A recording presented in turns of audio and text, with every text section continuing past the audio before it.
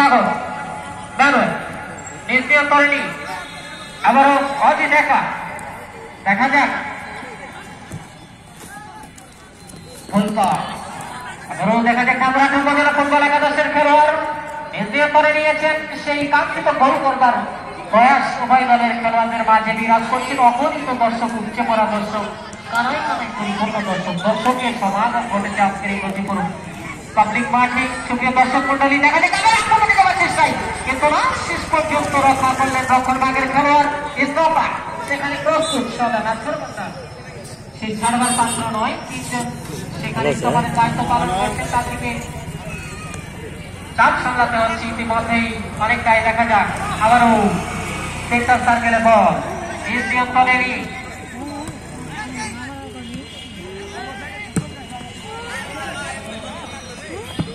গুডুক করে শব্দ চলে গেল একেবারে।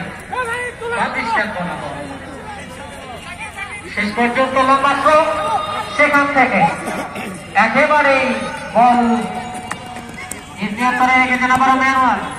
দেখা যাক আক্রমণে যাওয়ার চেষ্টায় বাম প্রান্ত দিয়ে রান্টু কোথায় রাখলে পাল্টা জবাব, সেখানে নাছর মন্দাসী ইয়ামেচা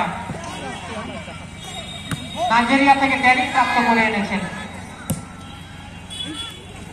শেষ পর্যন্ত আবারও দেখা যাক সেন্টার ব্যাকে ডান পায়ে সরাসরি আত্ম করে বল বাড়িয়েছিলেন, সেখানে প্রতিহত করলেন বল। আবারও দেখা যাক নিজ নিয়োগ করেনি, বল বাড়িয়েছেন নিজেদের উদ্দেশ্যে। আবারও দেখা যাক বাম প্রান্ত দিয়ে আক্রমণে যাওয়ার চেষ্টা, আত্ম করে বল বাড়িয়েছিলেন, কিন্তু না, ভুল পাস। শেষ পর্যন্ত কোথায় রাখলে বল চলে গেল একেবারে গোল লাইন অতিক্রান্ত করে মাঠের বাইরে। সে সুবাদে গোল কিক, গোলরক্ষক সেখানে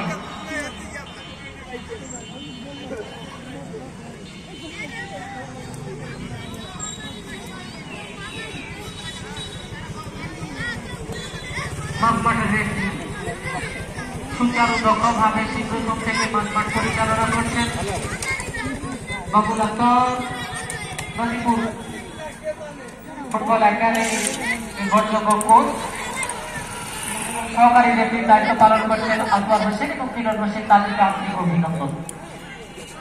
আবারও দেখা যাক সেটা ব্যাক করে অনেকটাই মাইনাস করে দিয়েছেন রনি, সেখান থেকে মাথা লাগানোর প্রয়াস। তার আগেই কিন্তু ধামরাজ ফুটবল খেলোয়াড় আবার অনেকের পায় বল। দেখা যাক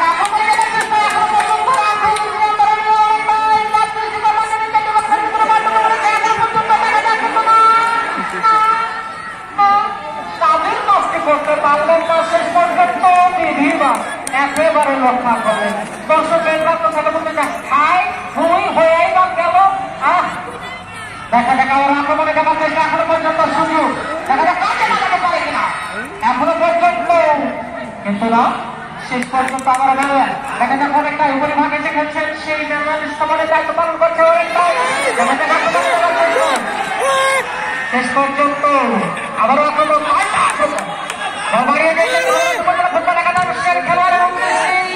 কিন্তু না, শেষ পর্যন্ত দুর্বল শট, শেষ পর্যন্ত তালবদ্ধ করে বল পাঠিয়েছিলেন অজয় মাহাতো। উত্তেজনাপূর্ণ লড়াই করেন এক উভয় দলের খেলোয়াড়, এই প্রান্ত থেকে ও প্রান্ত একেবারে পরিষ্কার করে রেখেছেন উভয় দলের খেলোয়াড়, তাদেরকেও কিন্তু খেলতে হচ্ছে ইতিমধ্যে।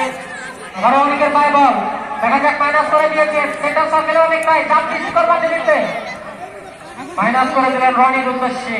সেখান থেকে আবারও দেখা যাক বাম প্রান্ত দিয়ে আক্রমণে যাবার চেষ্টায়, এখনো পর্যন্ত অনেক নিয়ন্ত্রণে নিয়ে বল বাড়িয়ে দিয়েছেন এখনো পর্যন্ত। শেষে দেখা যাক কিন্তু না, রেফারি মহোদয়ের নির্দেশনা চূড়ান্ত বলে পরিগণিত হবে। সেই সুবাদে হট্টগোল সৃষ্টি করবেন না, সেই সুবাদে রেফারি মহোদয়ের সিদ্ধান্ত চূড়ান্ত বলে পরিগণিত হবে। সাইড রেফারি প্লাবন অবশেষে কর্নার কিকের বিনিময়ে রক্ষা করলেন।